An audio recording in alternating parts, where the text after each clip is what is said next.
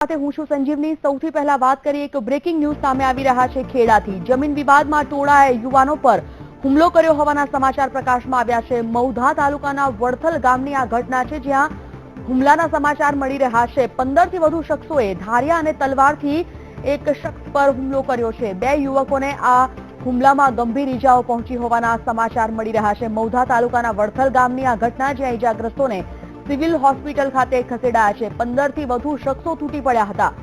જમીનનો વિવાદ હતો। જમીન વિવાદમાં ટોળાએ યુવાનો પર હુમલો કર્યો છે, જેમાં બે યુવાનો ગંભીર રીતે ઈજાગ્રસ્ત થયા છે। આ બંનેને સારવાર માટે હોસ્પિટલ ખાતે ખસેડવામાં આવ્યા છે। અનેકવાર જમીન વિવાદો સામે આવે છે। અનેકવાર જમીન વિવાદોમાં કેટલાય લોકો પોતાનો જીવ પણ ગુમાવી ચૂક્યા છે।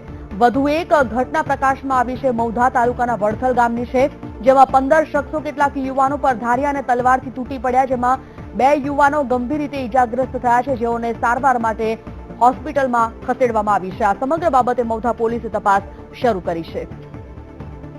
સંદીપ રાજપૂત વીટીવી સંવાદદાતા જોડાઈ ગયા છે। સંદીપ, જમીન વિવાદ મામલે હોબાળો થયો છે, હુમલો થયો છે, શું વિગતો સાંભળી રહી છે, કેવી પરિસ્થિતિ ત્યાં?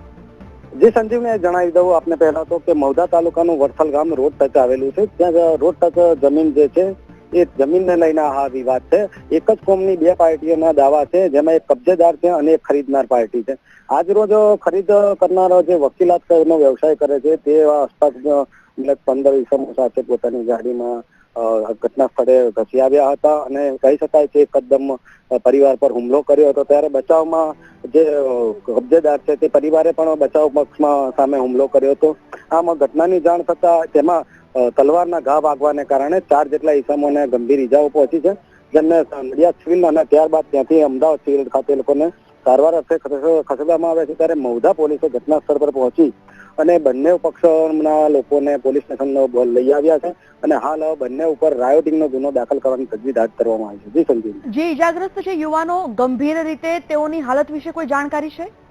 જી સંજીવની, જણાવી શકાય કે પહેલા મૌધા અને મૌધાથી ત્યારબાદ નડિયાદ સિવિલ ખાતે તે લોકોને સારવાર ખસેડવામાં આવે છે। જે પૈકી એક ઈસમને અમદાવાદ સિવિલ ખાતે સારવાર ખસેડવામાં, એટલે કહી શકાય કે એકની પરિસ્થિતિ ગંભીર છે, જ્યારે 3ને સામાન્ય ઈજા છે। જી, આભાર સંદીપ।